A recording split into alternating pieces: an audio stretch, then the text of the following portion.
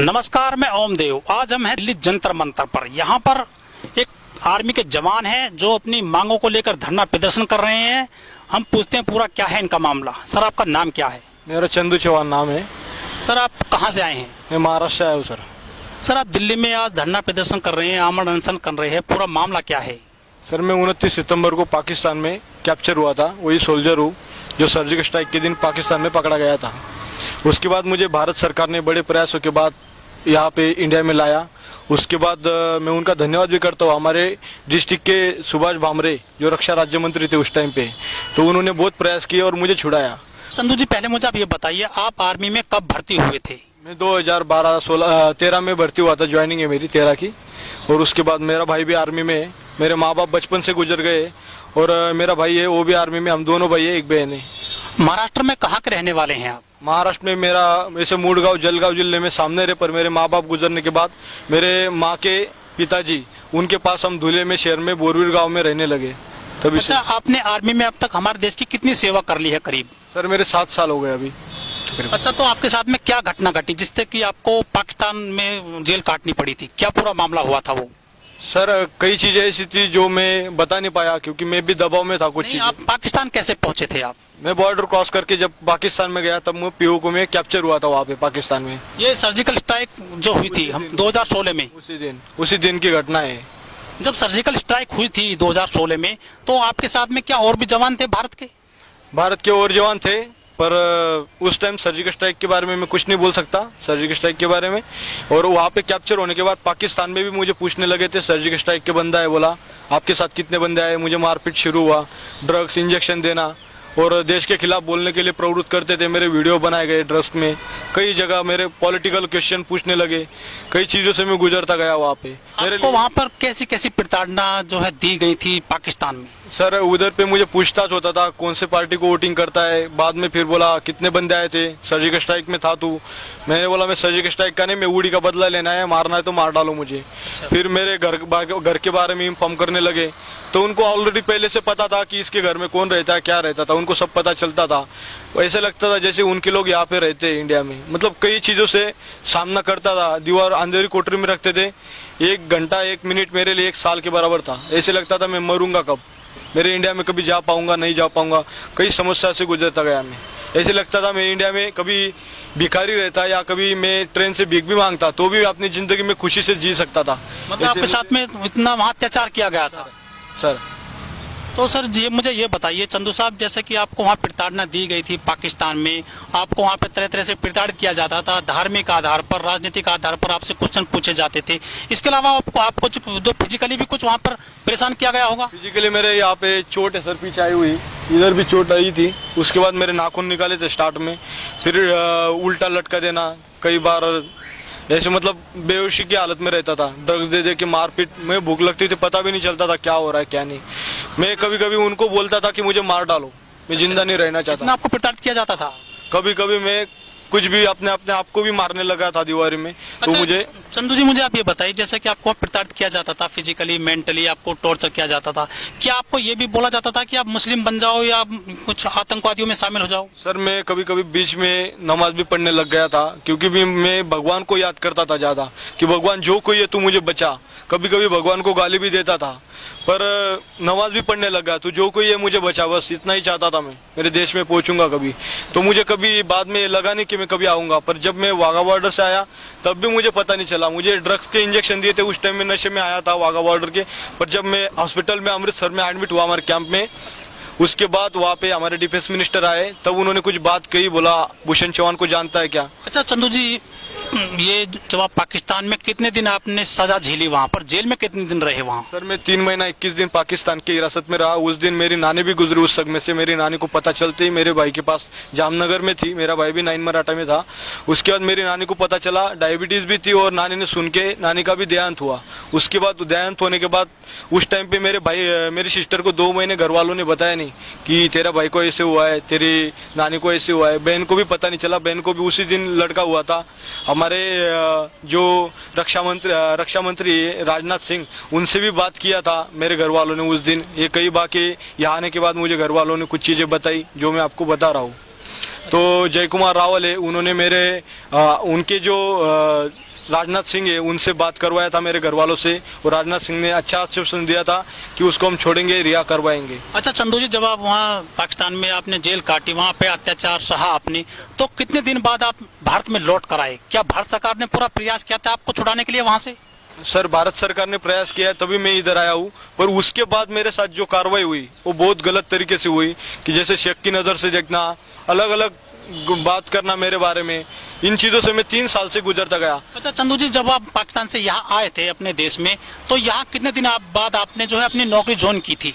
Sir, मैं joint ही था, अभी तक ज्वाइंट ही था। मैं 3 तारीख को लिखित में आया था, हमारे अधिकारी को लिखा था मैंने, सब्जेक्ट में डाला था केंद्रीय गृह सचिव सेना संबंधित, उसमें डाला था जो चैनल वाइज होता है उसी तरह से DMR रेजिमेंट, मेरा आर्मी नंबर बताया, और उसमें बताया मैंने कि जब से मैं पाकिस्तान से आया हूँ तब से सजा खाता आ रहा हूँ। उसके बाद मेरे साथ देखना कि गलत नजर हो गई है, मुझे अपमानित किया जाता है बार बार, इसलिए मैं खुद। जब आप पाकिस्तान से आ गए थे, आपने यहाँ नौकरी ज्वाइन कर ली थी फिर से, तो आपको यहाँ पर क्या क्या दिक्कतें आई फिर से नौकरी ज्वाइन करने के दौरान? सर, मैं दिक्कत में एक ही बता सकता हूँ, मैंने बताया था कि मैं वहाँ से आने के बाद मेरे साथ जो बढ़ता हुआ अधिकारियों का वो इस तरह था, मेरा आई कार्ड देना नहीं। पहली बात तो जो सोल्जर है उसको आई कार्ड देना ही चाहिए, बिना आई कार्ड का वो कहीं जा ही नहीं सकता यूनिट में।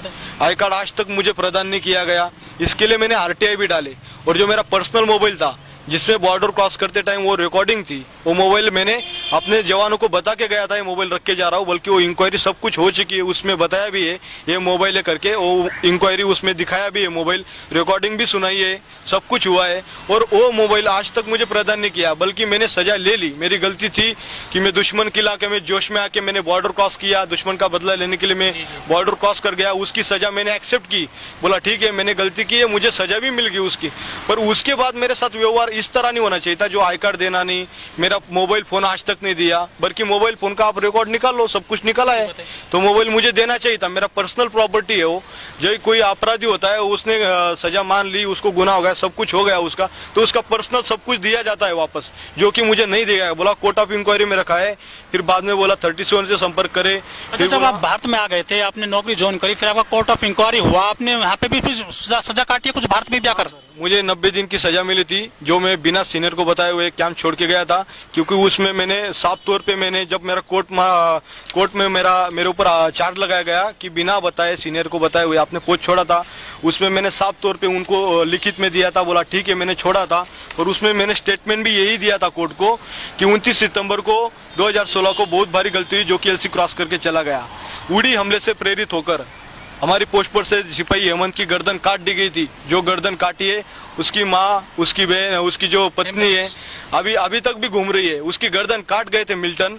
तब से अभी तक मैं उन्हीं चीजों से मेरे माइंड में आता था, और यही वो ड्रेस है जो पाकिस्तान में घुस के आया था, और यही वो शिवाजी महाराज का लॉकेट जिससे प्रेरणा से मैं पाकिस्तान में चला गया था, और ये मेरी गलती थी, उसकी सजा मैंने ली है। उसके बाद मेरे साथ ऐसे व्यवहार नहीं होना चाहिए था। अच्छा चौहान जी, मुझे ये बताइए, आपने भारत में आकर के आपने यहाँ भी कोर्ट ऑफ इंक्वायरी झेली है, सजा काट ली है यहाँ पर, तो अब आपके सामने क्या क्या समस्या आ रही है?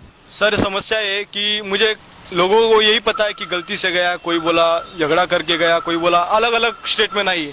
पाकिस्तान ने पहले तो बोला साफ तौर पे हमारे पास नहीं, इसने 8 बंदे मारे, सर्जिकल स्ट्राइक का कमांडो, ऐसे कई चीजें चली। यहाँ आने के बाद मैंने कुछ देखा, कुछ समझा, उसके बाद पता चला। मेरे भाई ने मेरे लिए बहुत प्रयास किए है, मेरा भाई भी एक सेना का जवान है, तभी जाके मेरे भाई को भी क्या प्रॉब्लम हुई है सिर्फ हम जान सकते, बाकी कोई नहीं जान सकता। और उसके बाद यहाँ आने के बाद मेरे साथ व्यवहार गलत हुआ कि पाकिस्तान की नजर आया है, वहां से किस तरह आया, कई चीजें इनके दिमाग में सवालों में। और मेरी पोस्टिंग भी अहमदनगर में हुई, भारत सरकार ने किया, पर अधिकारी को अच्छा नहीं लगा, कई चीजें है अधिकारी को। अभी मैं अभी एक ही कहना चाहता हूँ, मेरा आई कार्ड दीजिए और मेरा मोबाइल फोन देना चाहिए, और मेरा वहाँ का सैलरी भी आज तक नहीं दिया है गवर्नमेंट ने, सैलरी भी देना चाहिए। मैं गवर्नमेंट को नहीं, पहले तो गवर्नमेंट ने लाया है मुझे, मैं उनका शुक्रिया अदा करता हूँ, पर जो मेरे साथ हुआ अधिकारियों की तौर से, अधिकारी ने मेरे साथ बहुत बड़ा बर्ताव खराब किया। और जब मैं आया था बोला आपको 14 साल सजा मिलेगी, आपने बॉर्डर क्रॉस किया है बिना परमिशन के, और मैं सबके सामने गया था। जबकि सबके सामने गया था तो मुझे डॉक्यूमेंट में मिसिंग भी शो करा गया, जबकि मैं सबके सामने बॉर्डर क्रॉस करके गया तो मुझे मिसिंग क्यों दिखाया गया, AW क्यों दिखाया गया, AW भी किया है मेरे डॉक्यूमेंट में। कई ऐसी चीजें हैं जो मैं बोलना नहीं चाहता था, पर आज मुझे ना मजबूरी में जब मेरे साथ इतना हो गया तो आज मैं फैसला ले लिया कि सच बाहर आएगा। तो चंदू जी, मुझे ये बताओ, जो अब आपको नौकरी पर नहीं ले रहे हैं क्या?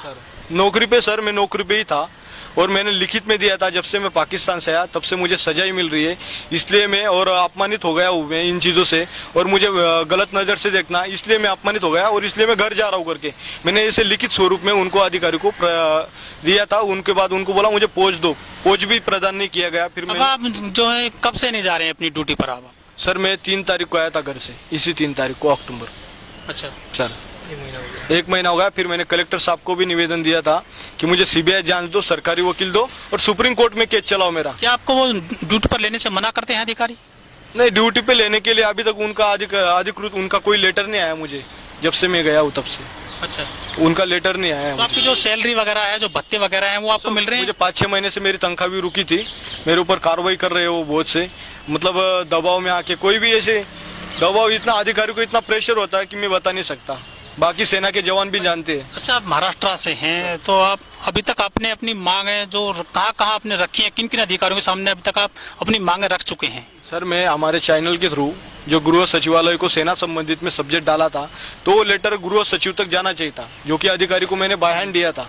उसके बाद मैंने बाय पोस्ट से भी उनको दिया था, मेरे पास पोस्ट का भी टिकट है, बल्कि वो उन्होंने दिया नहीं दिया वो उनका कार्रवाई है, क्योंकि उनकी पावर है। अभी मैं इसमें वो लेटर दिया है तो वो किस सब्जेक्ट में डाला है, सब्जेक्ट क्या है उसमें। मेरी मांग थी कि जब से मैं पाकिस्तान से आया मेरे गलत नज़र से देखना, गलत बर्ताव करना, और मेरे को आई कार्ड मोबाइल वो अभी तक नहीं मिला, उसके बारे में भी कोई इन्फॉर्मेशन नहीं देते, मेरे साथ अलग बर्ताव करते, इसलिए मैं अपमानित हो गया और मैं घर आ गया। क्या करूँ? अच्छा, जो हमारे नेता हैं, जो राजनीतिक दल हैं, हमारे सीनियर लीडर हैं, वो चुनाव लड़ते हैं फौजियों के नाम पर, आर्मी के नाम पर, क्या लगता है क्या वाकई में काम करते हैं सेना के लिए, हमारे जो सरकार हैं और जो नेता हैं? सर उसके बारे में अभी एक ही बताऊंगा आपको। अगर मान लो एक जवान अपनी समस्या लेके आ रहा है, इतना उसको यहाँ तक कि आने की नौबत नहीं होना चाहिए था। जो प्रिजनर वार हो क्या है, जहाँ मैंने पाकिस्तान में सजा खाई, मेरे साथ बहुत बड़ा बर्ताव हुआ वहाँ पे, बहुत मैंने जिंदगी में ऐसी सजा किसी को ना मिले, ऐसी सजा से मैं प्रताड़ित हो गया। फिर इधर आके इंडिया में आके अगर बाहर का बंदा मारेगा तो आदमी सह बर्दाश्त कर सकता है, पर घर का आदमी कोई मारेगा 1-2 बार 3 बार, पर चौथी बार वो नहीं एक्सेप्ट कर सकता। चंदू जी, हमारे देश में चुनाव लड़े जाते हैं फौजियों के नाम पर, वोट मांगे जाते हैं राष्ट्रवादिता के नाम पर, राष्ट्र के नाम पर, देशभक्ति के नाम पर। क्या ये वाकई में ये ऐसा जो सरकारें हैं कुछ भलाई कर रही हैं सेना के जवानों के लिए या आर्मी के लिए? सर उसके बारे में मैं बोलना एक ही चाहूंगा आपको, राजनीति कर रहे, आपकी राजनीति आपके पास रखो, पर सेना के साथ ऐसे नहीं होना चाहिए था। पर सेना में भी कुछ हमारे अधिकारी होते हैं जो उस स्तर में आते हैं, मैं बताना नहीं चाहता अभी, पर अभी टाइम आ रहा है मेरा कि मुझे न्याय देने के लिए। मैं न्याय मांग रहा हूँ पहले, अगर मेरा न्याय नहीं मिलता है, मुझे पता है क्या होगा मेरे साथ और क्या नहीं हो सकता है, ये भी मैं जानता हूँ। पर जो कुछ किया था मैंने उस टाइम पे मेरे देश के लिए किया था, पर मुझे पता था वो गलती हो गई मेरे से, मैंने सजा भी भुगती उसकी, और उसके बाद मेरे साथ गलत व्यवहार हुआ, जो व्यवहार किसी के साथ नहीं होना चाहिए था। चंदू जी, आप यहाँ पे आमरण अनशन कर रहे हैं दिल्ली में, आप अपना आंदोलन कहाँ तक ले जाएंगे? सर मेरे को जब तक न्याय नहीं मिलेगा तब तक मैं आमरण उपोषण करूंगा, भूखे पेट रहूंगा, चाहे कुछ भी हो जाए, या तो उससे अच्छा मैं मर जाऊंगा, वो अच्छा रहेगा मेरे लिए। अगर मेरा न्याय के लिए लड़ रहा हूँ मैं, बाकी कुछ नहीं। मुझे सीबीआई जांच चाहिए थी, सरकारी वकील देना चाहिए था और सुप्रीम कोर्ट में केस चलना चाहिए था। और मेरे पास अभी मान लो इन्होंने बोला था कि सजा के खिलाफ आप अपील कर सकते हैं। जब मेरा 89 डेज की सजा मिली उसके बाद बोला था आप सजा के खिलाफ अपील कर सकते हैं। अपील करूंगा तो कहाँ करूंगा, मेरे पास कुछ पैसे ही नहीं, तो कहाँ मैं अपील करूँ? मेरे पास हाई कोर्ट के जाने के लिए कुछ पैसा तो चाहिए, वकील फ्री में थोड़ी कर देगा मेरी। तो इसीलिए मैं आज इस नौबत पे आ गया कि मुझे आमरण उपोषण करना पड़ रहा है दिल्ली में एक जवान के लिए।